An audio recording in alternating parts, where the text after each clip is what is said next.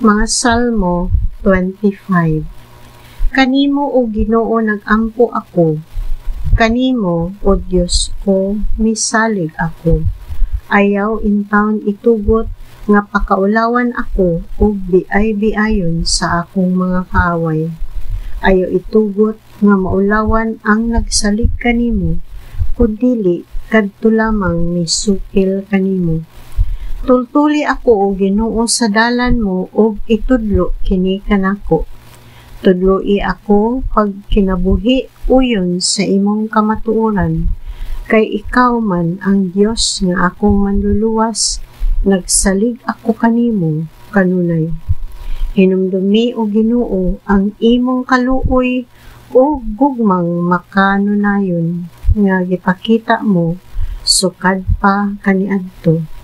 Pasaylua ang akong mga sala sa batan-on pa ako, tungod sa gugma mong walay paglubad, ug sa imong kaayo, hinumdumi ako, o Ginoo.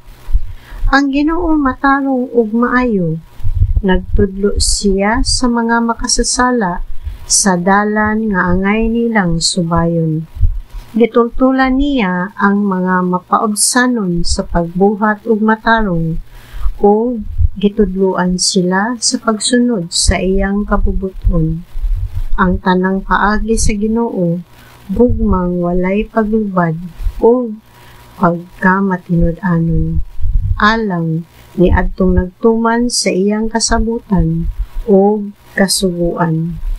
Tumana ang saad mo o Ginoo, o pasayloa intawon ang daghan kong mga sala.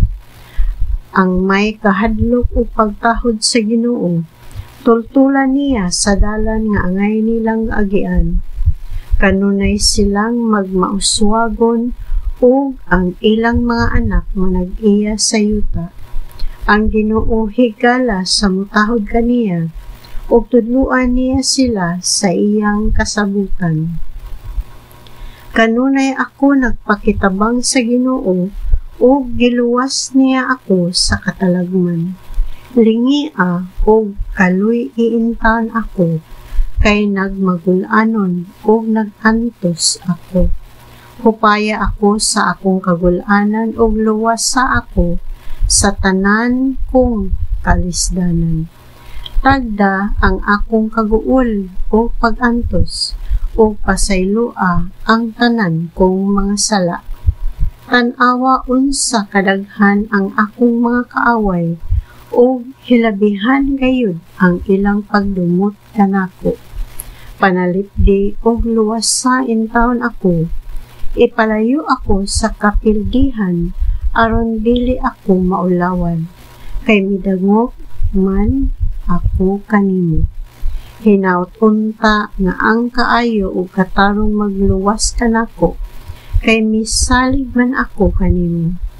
O Dios, luwasa ang imong katawhan, ang Israel, gikan sa tanan nilang pag-antos.